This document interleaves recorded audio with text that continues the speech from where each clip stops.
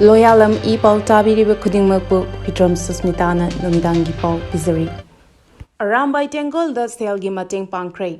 Ngasi nungtil pung mari taba matamda pangantabida laiba Arambai Tengol gi 12 unit da Loyalam E-PAO gi group asigi members sing na irang siga mari lainana account gi khuthang da mateng tawbirakhiba selfam sing khusinakray. Khusinabagi thoram asida unit asigi commander ning Thaujam Kiran Maitena asumna hai.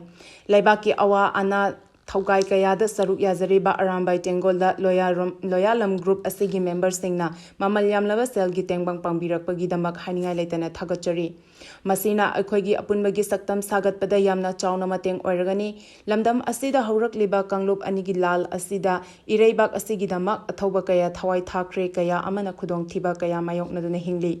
Lengak Asinasu Lal Asi Lusina Bohona Bidaba Amadi Center Lengak Nasu, Ahenba Midyang Tambidabana, Ngasi Chahi Amagamakai Farak Laba Fawada Irang Asigi Waroshin Purakpangam Dabani. Lengak na mit yang sang drabasu lamdam asida kundamina riba ifurup khudingmak na iramdam asigi ngam khai kannana bahotna bada Arambai Tengol amadi lan ngak liba miyam gi yanglen saru oibiu asigumba apunbagi sakti khaktana iramdam asibu thugaina ba honarak liba kuki militial singdagi ngaktokpa amadi kanbang ngamgani haina phongdokhi. Hidak lanthak amadi chana thaknaba sing yenthokre. Ngasi September gi tarik koni thoi asida Kakching district ki manung chana laiba RSS pangantabi sakhagi Karyakata Singha Seva Varti Manipur ga khusamnaduna irang asina maram oiraga pangantabi gi akoibada hangdokliba relief camp singda chana thaknaba amadi hidak lantha yawba potlam kaya pangantabi sakhagi Seva Pramukh Dr. Laishram Haridas na luchingduna yenthokre. Thoram aduda saruk yaraduna RSS Kakching Khandagi Sampark Pramukh Dr. Elthin Dayananda Singhana Hauzik Langban Thagi Wabana Kham Thengnaraba Matam Asida Angamba Kharam Soyam Sevak Singna Isagi Leizaba Puthokduna Hotnariba Asibusu Thagatpa Phongdokhi. Loinana Kakching Khanda Saha Karyawa Sri S. Satyam Sarma Thawal Jila Pracharak Sorokhaivam Alexander Amadi Kakching Khanda Pracharak Wahengwam Lalan Singhasu Saruk Yabiki. Haina Sakya Asigi Publicity Secretary Ningthaujam Nawa Singhana Khangalakli. NSCN IM na Myanmar dagi changlapani chingnaba kuki nifu detain tawkre. Ngasi nungthil pung aniga makhairom taba matamda Ukhrul district ki manung chanba mafok dam mathaki Hundung Tangkhul village ta Saktiman amada tongduna lakpa kuki nifu rom NSCN IM na verification gidamak detain tawkre. Ukhrul district ki Hundung Tangkhul village ta Saktiman amada tongduna lakhiba kuki sing adu NSCN IM ge kanguna detain tawduna check tawkhi. Makoina tonglakhiba gari aduda chana thaknaba potlam Kaya Yauramki, Adubu Nongwena Chingmadi Yauramki de. Makoi Sing Adu Manmardagi Niyam Kaina Changsilakiba Kangbu Sing Oiramgadra Haina Chingnaba Labadagi and SCN IM na detain Talduna Wahang Pahong Tobagi Tabak Zathari Hairi. Kuki Sing na Thadaugi Luching Balamza Thang Hawkipki Yum May Thakibagi case NIA de Sinana Bakanghan Kray. Kuki zo mistrans singna Thadaugi Luchingba Amadi BJP Manipur gi Wangang Loi T Michael Lamzathang Hawkip ki Chuchampur da leiba yum yauna potchai kaya mai thaduna manghan takhan khiba thodok NIA da sinaduna thigatnaba Manipur Sarkar gi Maikaidagi police ta khangan kre. Manipur Sarkar gi Maikaidagi police ki chief te iba cherol amada Chuchampur da leiba Lamzathang Hawkip ki mama mapa leiriba yum amasung kar yauna atai potchai kaya mai tharamigi case adu athubada NIA da sinana ba khangan kre. Hauzik Oireba case ki fibam asi yenglaga Manipur Police ki Director General of Police na atuba matamda case asi NIA da sinagadabani haina khangan kre. Ningsing Bayabadi Kuki Sing na masing yamna khundariba Chuchampur da leiba Lamzathang Hawkip ki mama mapa leinari bayum adu mamang tha August 18 da ahumrak suba oina attack chathaduna mai tharam khibani. Yum adu mamang sahi lising aniga kulhumdagi Meda state asida ethnic violence saurakibadagi anirak attack chatharakhraba matung ahumrak suba attack ta loba yadana mai thadoklam khibani. Haukiba August 15 da su khutlai matik chana paiba miyoi khara laklaga haukip ki yum adu aktoi akai atoi thokhalamaga loinana nongthakta nomai kapnana ki henbagi thabak chatharam ki. Thodok asigi matung yum akai atoi thokhalamba aduda hakthengnana amati mateng pangwani haiba miyoi 15 gi mathakta Lamzathang Hawkipna wakalapagi matung ina Chuchampur police na FIR lokhatki. Masiga loinana WhatsApp group amada mahapu hatnaba wafam amasu police ta wakalakhi. Maduda lamjathang haukipu hatpa ngamba miyoida khulgi lampigani haiba wafamsu yauri. Lamjathang haukipki maikaidagi mangonda attack amasung kihanbagi thawongsing chatharakliba asi mahakna thadaubu kuki tribe ni haina masak taknaba hotnarapalsingi mayokta laurubagidamaktani. Lamjathang haukip asi Thadau Student Association gi luchingba amasu oiribani. Loinana Thadau Community International haiba civil society group amagi maru oiba luchingba amasu oiribani. Haiba group asina Thadau tribe asi top masagi saktam leizaba tribe amani. Thadau bukuki oina ubiganu haina laurubadagi mahaki mathakta attack chatharakibani hari. Manipurda high alert lauthokraba matung army gi operation kankhatkre carbine matching gun ani yauna yamlaba khutlaising fagatkre. Manipurda tholiba irang asiga mari lainana Myanmar dagi ningthina train tawraba kuki militant chamapon lom haizilakre haibagi intelligence ki oiba akhanaba pau ama fangbadagi high alert lauthokraba matung army gi operation kankhatkre. Loinana intelligence ki pau da yumpham oiraga Churchampur Thobal amasung Imphal East ki jaga singda chathakiba operation singda carbine machine gun ani yauna yamlaba khutlaising fagatkre hari. Police tagi fangba pauna haribana Indian Army amadi Manipur Police Kalonana Churchampur District ki Muwa bomb rocket ama country-made mortar ama medium range mortar ani mortar bomb mari pistol ani single barrel rifle ama explosive kg 6.3 yauna atai potlam kaya fagatki. District Asimaki Mall Joy Village tana improvised heavy mortar mari 12 bore RDX ama improvised mortar bomb ama fagatki. Imphal West ki Khongnang Pokpi Hill Range tana MPA 5A3 matching pistol ani magazine ani insas rifles ama maru kunthataret fagatki. Thobal District ki Fungjel Chingdagina 9mm MMG carbine ani magazine ama single barrel ama 9mm MMG pistol ama .32 gi pistol ama hand grenade manga tube launching ani BP iron plate ani BP kg ama tear smoke grenade yauna atai potlam kaya fagatkre hari. Wangkhai Ningthem Pukri Mapada blank fire tawbadagi mi painakre. Ngarang Numidang pung tara rom taba matamda Imphal East ki Porampat Police Station gi manung chenba Wangkhai Ningthem Pukri Mapada miyoi amana nongmai round khara blank fire tawbadagi miyam na mi painakre. Adumakpu nongmai blank fire tawramban miyoi adu Wangkhai 80 unit na wahang pahang tongnabagi madamak detain tawkre hari. Miyoi aduna fongdokpagi matung inadi Pukri Mapalda leiramkhiba nisa chaba miyoi ani wa hangnaba hotnabada chenkibadagi fanaba tanabada nongmai blank fire tawkhibani hari. Adubu chap chana khangdoknaba atigi unit ki maikaidagi nongmai blank fire tawkhiba miyoi adu chap chana khangdoknaba detain tawduna thamli hari. Manipur gi historical record ki mafam amatada Chomi community haiba saktam khanglamba leite haina UCM na fongdorakli. Manipur gi apunba ngamkhai gi saruk thugainaba kanagumba kharana hotnarakpa matamda United Committee Manipur UCM na tuminna wahi amadi wahi amata haidana leiba tawroi. Kanagumba lup amatana Manipurda kanglup kayana nushinana hingminariba asibu kahenba yaba wafam phongdopa taruidabani UCM gi maikaidagi Manipurda khundaminariba amadi state asiga yumlonariba state singi kanglup singi maikaidagi Manipur gi thoklebe irang asibu mai chubagi mawangda wangangba tawroi habiki thazaba lei. UCM na Manipurda makhal amatagi ethnic cleansing chathabagi mayokta lepi. Ethnic cleansing haiba wahai asi Manipurda sizinafam thoktaba wahi amani haina UCM na lawi. Maramdi furup asina matam pumnamakta Manipurda khundaminariba yalhomi tribe singa amata punna laminanaba hotnaduna lakli.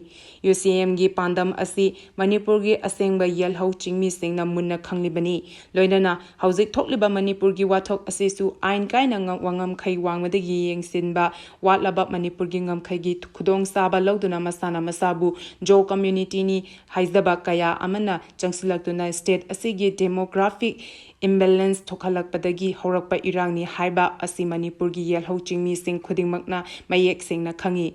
Maram asinna UCM gi mayokta kuki NP Manipur amadi jomi luchingba singna oidaba padaba maral kaya sirakpa lepkadabani.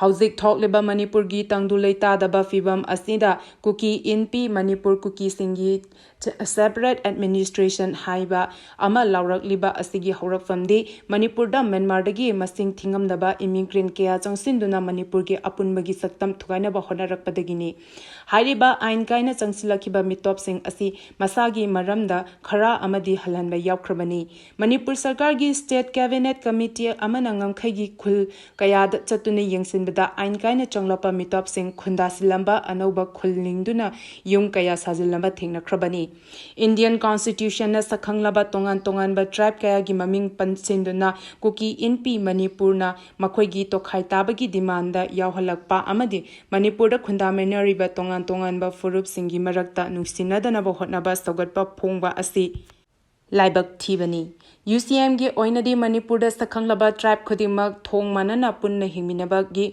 asigi damak lauri Amaromda Jomi Chief Association haiba amana UCM gi President YK Durenda afongba chithi ama irakhiba asi paukhum oina piningbadi Manipur gi historical record ta Manipur gi mafam amatada Jomi community haiba amatta sakhanglamba leite Manipur haiba asi lerakpadagi ngasi fawada ching amasung tamda khundariba kanglup sing nuksinana amatta oina leminari Indian Constitution na sakhanglaba Manipur gi tribe list ta yauriba yalhomi kanglup Kuntramari asi punna laminanaba haiba asi UCM na thazaba thami maram asina yumlonaba lebaktagi saidangba changsilakhiba sing amadi ain kaina changsilakhiba sing na matam khragi manung Manipur da changjafam lawduna leiraga Manipur gi apunbagi saktam singnarakpa UCM da tumina kaidongnungda yengduna leiroi state asida lawmi oina kundaminariba tribal sing khudimakpu UCM na ikai khumnei adubu state asigi ngamkhai thugainaba amasung state ki security da singnarakpa amadi asigi taraina lode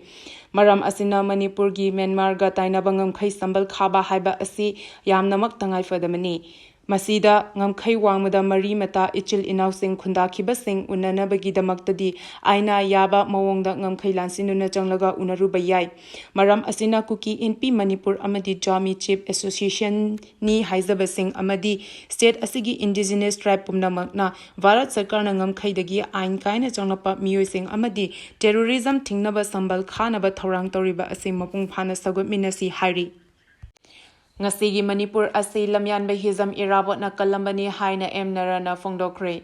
Lamyan behizam irabot na lamdam asigi saktam lol amadi culture pumna makmangki batare haiduna jangsin kiba khongjang na North East Frontier Province semna batoramba amadu tokibani. Samna ngasigi Manipur asi lamyanba asina kalambani haina irabot celebration committee Manipur gi President Dr. Moirangthem Narana fongdokre. Wafam asi Dr. Narana ngasi pungthongbam thokdok hairagasu khangnaba Englishing amaga chamapan nifunipangi September 18 da thokkiba thokdok adubu ningsingduna Irawat Celebration Committee Manipur amasung CPI Lamlai Local Council ani punna se khusamnaraga lamlai gi chalawda leiba Irawat Memorial Hall da ngasi pangthokkiba humdra taruk suba Manipur kanba numit ki kumon thoramda fongdokkibani thoram aduda Dr. Moirangthem Narana hai British ne India da thadok lamba matung ningtamba lebak ama oirakpa matamda North East Frontier Province haiba ama semnana ba yamna kan hotnarakpada tungi mityeng sanba lamyanba hizam Irawat na yaningkhide masigi mayokta mahakna ihau sagatpaga loinana Manipurbu mating leba state ama oina lehenanaba Englishing amaga chamapan nifunipangi numit September 18 asida MDU da miyamgi mifam ama pangthoknaba hotnaki matam adugi lengakna hariba mifam adu thingnaba yamna kana hotnaki mifam asi yawa lakpa pungthongbam da misi mina thoki